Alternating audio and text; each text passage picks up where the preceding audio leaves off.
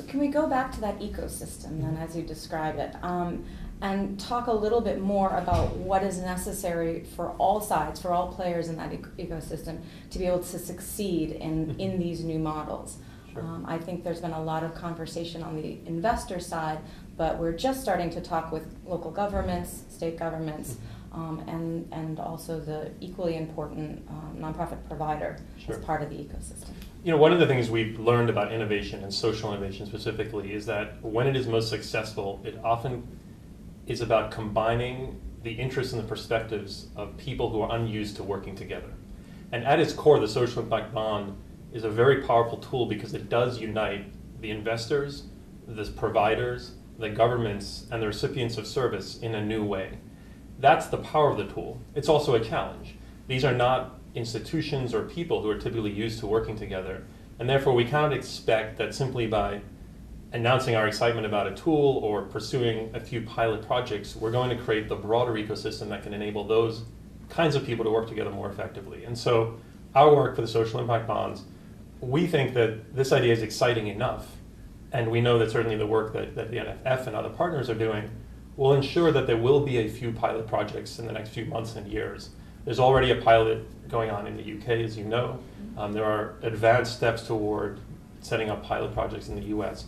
We're not concerned that the pilots, that those seeds of innovation will get planted. What is a challenge is to ensure that the soil in which those seeds gets planted is fertile. And I think when we talk about the ecosystem, we really think about it as that fertile soil that's going to enable those seeds to grow not only into individual pilot projects, but a broader systemic change that the social impact bond has the potential, if it is applied in the right ecosystem, to create. For us at the Rockefeller Foundation, we have honed down our understanding of that ecosystem and what our role could be in it into three areas.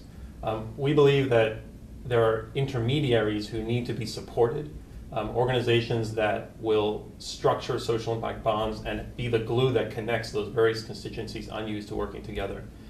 We are looking to work with others to support some of those intermediaries, some who have come up and have been born out of an interest in creating that social impact bond marketplace specifically, others that are already working in various aspects of this work on the innovation side or the social service side, but who could potentially step up and play that role of intermediation. So the first piece of an ecosystem that will be necessary to create that fertile soil is a strong group of well-resourced and effective intermediaries who can structure these bonds. The second piece of the work, and this is the work that the Nonprofit Finance Fund is leading, is creating the hub that can ensure that the learnings that occur in one pilot are quickly transferred across the community.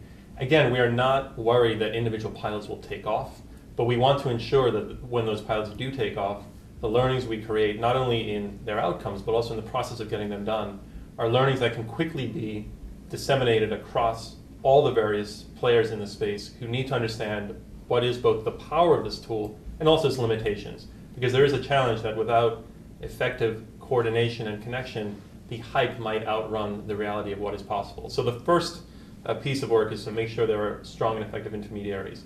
The second is to ensure that there is a hub and a coordination that enables these new players to work together and enables the learnings that we generate from one experiment to quickly be disseminated throughout the community so that we don't make new mistakes, and that, in the words of Tom Peters, we fail forward when we fail, which is an important aspect of the innovation process.